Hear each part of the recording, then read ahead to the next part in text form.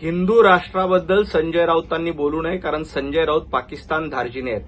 त्यांना इथला हिंदू राष्ट्र याच्याशी काहीही देणं घेणं नाही.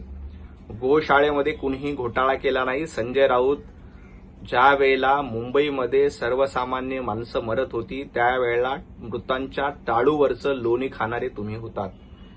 कुठला गैरव्यवहार झाला असेल तर त्याच्यावर कारवाई केली जाईल, परंतु तुम्हाला तो अधिकार नाही. कारण गोवंशाबंदी कायदा केल्यामुळे संजय राऊत तुमच्या पोटामध्ये दुखतंय.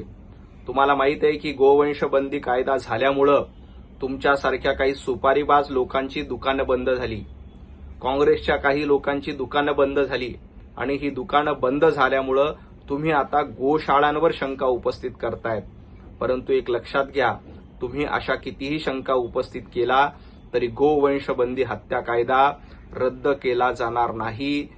तुमची ही मागणी कधीच पूर्ण होणार नाही. तुम्ही सातत्यानं हिंदू राष्ट्र, गोशाळा, गोवंश यांच्यावर शंका घेऊन इथल्या व्यवस्थेवर प्रश्नचिन्ह निर्माण करण्याचा प्रयत्न करतायत. परंतु लक्षात घ्या, संजय राऊत तुम्हाला याच्यामध्ये यश मिळणार नाही. तुम्ही राहुल गांधींच्या सांगण्यावरून कितीही कपट कारस्थान केली तरी हिंदूंमध्ये फूट तुम्ही पाडू शकणार नाहीत. जनाब संजय राऊत, कोण चंपतराय आहे आणि कोण संपतराव आहे हे महाराष्ट्राला माहिती आहे. उद्धवजी ठाकरे यांचा पक्ष संपवण्याचं काम, उभाटा गटाला पूर्णपणे संपवण्याचं काम संजय राऊत तुम्ही करतायत. त्यामुळं महाराष्ट्रातले आणि उद्धवजीचे संपतराव, पक्ष संपवणारे संपतराव तुम्ही आहात. गिरीश महाजनांचं कर्तृत्व महाराष्ट्राला माहिती आहे, जनतेला माहिती आहे. त्यामुळे 7 वेळेला लोकांनी त्यांना निवडून दिलं. तुम्हाला साधं वॉर्डातनं निवडून येता येत नाही.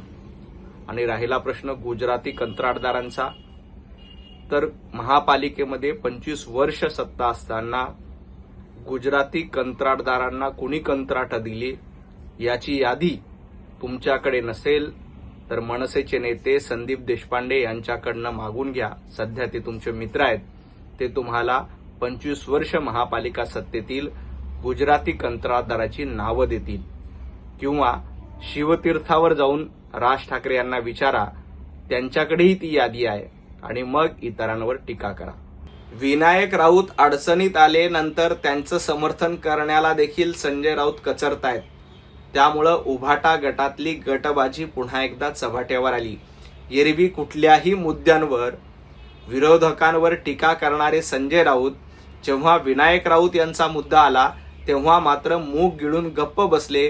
कारण विनायक राऊत विरुद्ध संजय राऊत असा उभाटामध्ये गट आहे. आदित्य ठाकरे विरुद्ध संजय राऊत असा उभाटामध्ये गट आहे. भास्कर जाधव विरुद्ध मिलिंद नार्वेकर असा उभाटामध्ये गट आहे.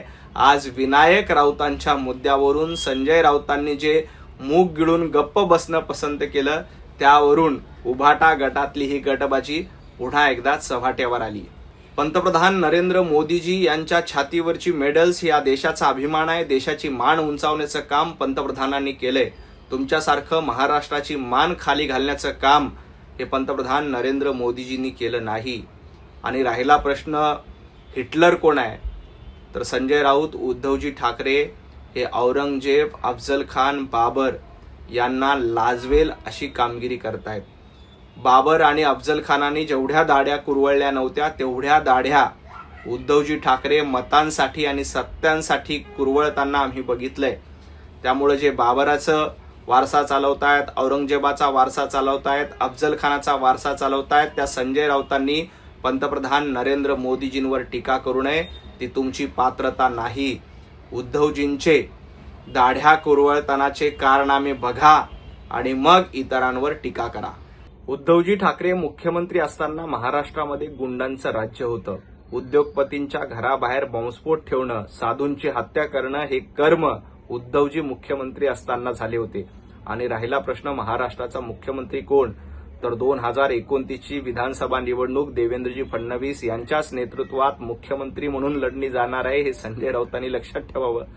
संजय राऊत, तुम्हाला भांडूपमध्ये नगरसेवक ठरवता येत नाही. गेली अनेक वर्ष भांडूपमध्ये भारतीय जनता पार्टीचा नगरसेवक आहे. तुम्ही ज्या वॉर्डामध्ये राहता तिथं तुम्ही साधा नगरसेवक निवडून आणू शकत नाही, तिथल्या माणसाला तुम्ही नगरसेवकाचं तिकीट देऊ शकत नाही. तुम्ही मुख्यमंत्रीपद काय ठरवणार आहात? देवेंद्रजी फडणवीस यांचं सक्षम नेतृत्व आहे आणि त्यांच्याच नेतृत्वात 2029ची विधानसभा ही मुख्यमंत्री म्हणून लढू. 29 देखील देवाभाऊंच्या नेतृत्वात आम्ही जिंकू. कुंभमेळा, राम मंदिर या हिंदूंच्या आस्थेवर तुम्ही घात करताय. परंतु संजय राऊत लक्षात घ्या, राहुल गांधींच्या सांगण्यावरून हिंदूंची बदनामी करण्याची सुपारी तुम्हाला दिलेली असली तरी इथला हिंदू सजग आहे. हा तुमचा नौटंकीपणा, दुट्टप्पीपणा ओळखतोय. कुंभमेळ्यामध्ये लोकांची चांगली व्यवस्था करण्याचं काम राज्य सरकारकडनं केलं जातंय. राम मंदिरातले गैरव्यवहार झाले असतील तर त्यांच्यावर कारवाई केली जाणार आहे, कोणालाही सोडलं जाणार नाही. परंतु तुम्ही जाणीवपूर्वक हिंदूंच्या श्रद्धेवर घाला घालायची, हिंदूंमध्ये फूट पाडण्यासाठी प्रयत्न करायचे, एवढाच तुमचा अजेंडा आहे. परंतु हा अजेंडा तुमचा यशस्वी होणार नाही. आजपर्यंत संजय राऊत यांनी वक्फ बोर्डच्या घोटाळ्यावर बोललेत का? मदरशामध्ये जे काळे कारनामे जातात त्याच्याबद्दल बोललेत का? इस्तेमामध्ये काय चालतं त्यावर बोललात का? फक्त हिंदूंच्या श्रद्धेवर टीका करायची, एवढाच धंदा राहुल गांधींच्या सांगण्यावरनं तुम्ही करतायत. परंतु लक्षात घ्या, हिंदू फुटेगा नाही, हिंदू तुटेगा नाही, हिंदू सब एक है. आणि तुम्हाला आता हा हिंदूच धडा शिकवतोय. आणि येणाऱ्या काळात देखील ज्यांनी औरंगजेबाचं फॅन क्लब चालवलंय त्या उभाटा गटातला संपूर्ण हिंदू बांधव मिळून धडा शिकवल्याशिवाय राहणार नाही. जनाब संजय राऊत यांनी मराठीच्या मुद्द्यावरून गळा काढण्याच्या आधी उद्धवजी ठाकरे यांना सवाल केला पाहिजे, राज ठाकरे यांना सवाल केला पाहिजे की अमित ठाकरे नेमकं कुठल्या शाळेमध्ये शिकले, आदित्य ठाकरे नेमकं कुठल्या शाळेमध्ये शिकले, तेजस ठाकरे नेमकं कुठल्या शाळेमध्ये शिकले. तुम्हाला मराठीचा पुळका नाहीये. तुम्ही मराठी माणसाला लुटलं, मराठी माणसांची घरं बेघर करण्याचं काम केलं, त्याच्यामध्ये घोटाळा केला. त्यामुळं मराठीच्या मुद्द्यावर संजय राऊत, उभाटा गट यांनी बोलू नये. महाराष्ट्रामध्ये मराठी महत्वाची आहे. मराठीचं हित जोपासण्याचं काम कोणी केलं असेल तर भारतीय जनता पार्टीने केलंय. तुमच्यासारखा दुट्टप्पीपणा, नौटंकीबाजपणा तुम्हीच करू शकता, इतर कुठलाही पक्ष करणार नाही.